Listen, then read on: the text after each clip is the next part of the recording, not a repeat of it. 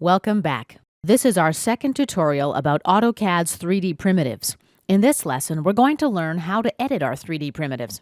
Let's start by creating a box. We'll left-click to choose a first corner, and let's enter coordinates for our second corner, 25.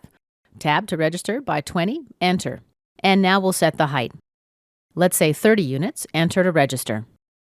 By the way, we're in the 2D wireframe visual style. Let's select the box we just created.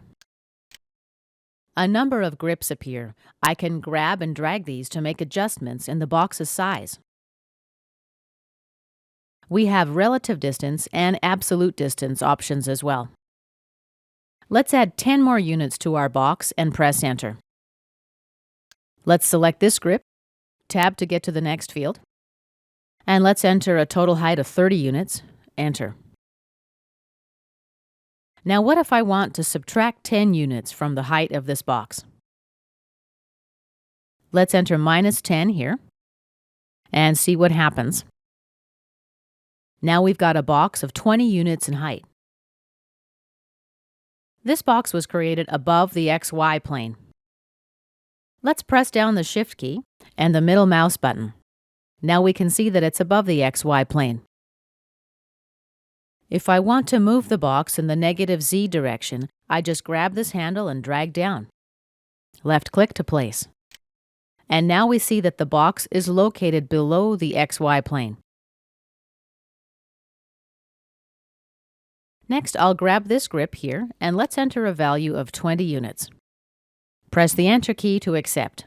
Hold down the Shift key and the middle mouse button to orbit. Now we can see that our box is above and below the XY plane. To move the box around, we can just grab this grip and reposition the box.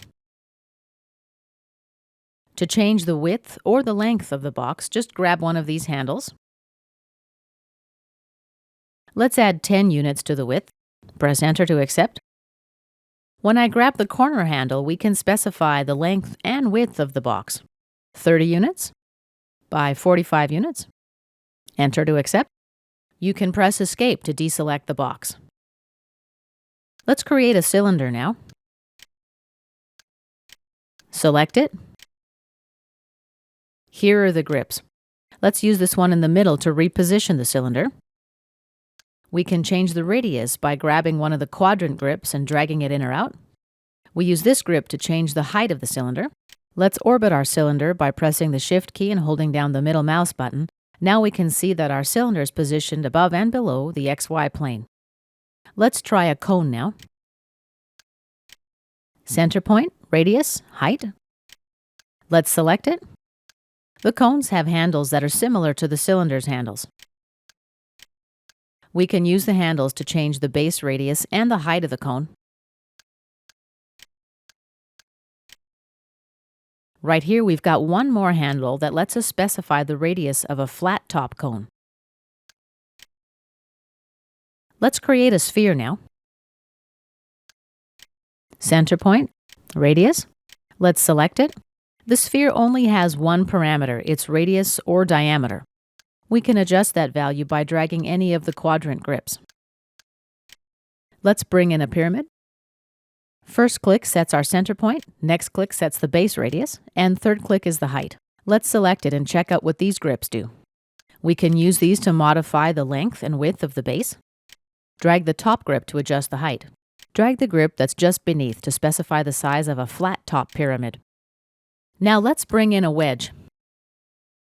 First corner, second corner, height of the thick side. Let's select it and explore the grips. The grips on the bottom can adjust the size of the base as well as the height, the length of the wedge slope. There's a grip on top that also lets us adjust the height.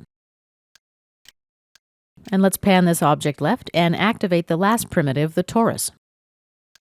Center point, outer radius, radius of the tube.